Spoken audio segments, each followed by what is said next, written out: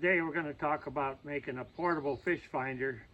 Want to take the fish camp up to Air Ivanhoe in Canada. It's one of the best places to go if you're looking for an outdoor adventure. They got about 26 fish camps, and anyway, we got this Garmin 5 fish finder, depth finder, and it's made to hardwire it into a boat that has a 12-volt battery that would normally start the boat, and to make it into a portable one, because where we're going up to Air Ivanhoe, they got 14-foot Lund boats, and there's no batteries in them, and so you got to figure out a way to get power to your fish finder. So I came up with this here. We mounted this Garmin, bolted it in to this plastic top of this little box, these plastic box, and you can get these almost anywhere. This particular one is 9 inches long and 6.5 wide and 4 deep, and it works perfect to put this in because we got the battery.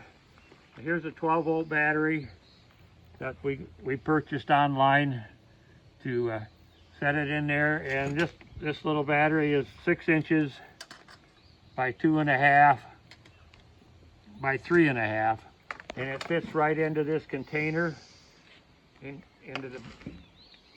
lays right in there nice. And I got alligator clips holding the wire in there, so we can lay that right down in there like that, and it stays in there. And then the rest of your wire can go down inside, and it lays in there, and it's got 2 clips in. It clips up and locks it right in there. And I siliconed where I drilled the hole in the top there. I put silicone in there. You know, the Garmin is waterproof, so you don't have to worry about getting water on that, but if you had that hole there, it could get some water into the case. And the other thing, when we ordered this came separate, is this cover that goes on, and really it's not for the rain, it's to keep the sun off of the screen. If you had long, intense sunlight on that screen, it could distort it. The problem we found with the cover was these little tabs here were too long, and it was really difficult to get the cover off. And you can see where we had to file them down so we could get that cover to fit. Just snap it right back on there and come off a lot easier than it did. So once you got it like that, it's good to go. And then what you need then, you got the power in there to your fish finder. What you need then is a way to hook up your transducer.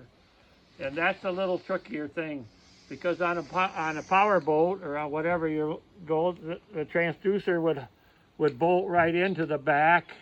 But when you're going up into Canada or someplace that don't have a battery in the boat, and you got to find a way to clamp this on, what you do is just use a C-clamp like this. This is a piece of 1x3. It's 22 inches long, and I screwed it right into that.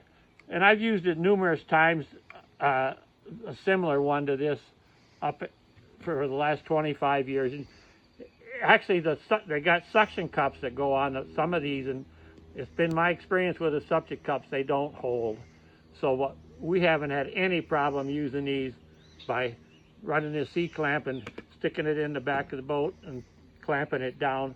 The other thing you want to, after you get it clamped down, you want to run your wire along the side of the boat, because I run the motor with the left hand and the transducer sets a clamp there, and I run the wire around, and the fish finder sets on the seat to the right of me.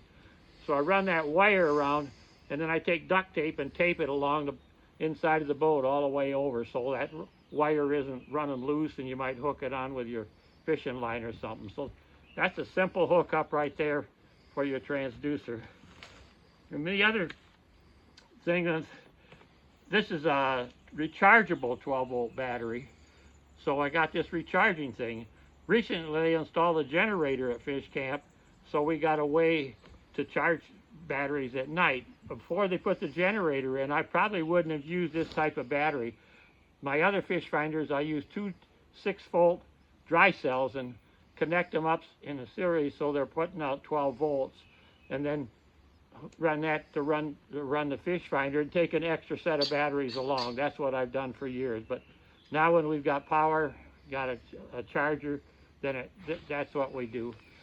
So then I had to find a way to carry this thing. You just couldn't put it on the airplane, and that, you know, it's kind of vulnerable this way. So we come up with this container here. This is a Sterilite. It's 16.5 by 11.25 by 10 7/8. It's just a perfect size to set this thing into. It sets right down inside of this, like that. You have the cover, snaps right on. Look, you're waterproof, and you can put that on the plane, move it along, put it in the back of your pickup or whatever, and it's going to be there. And you got your battery charger that goes in there with it. You got everything ready to go. This transducer, of course, don't fit in there.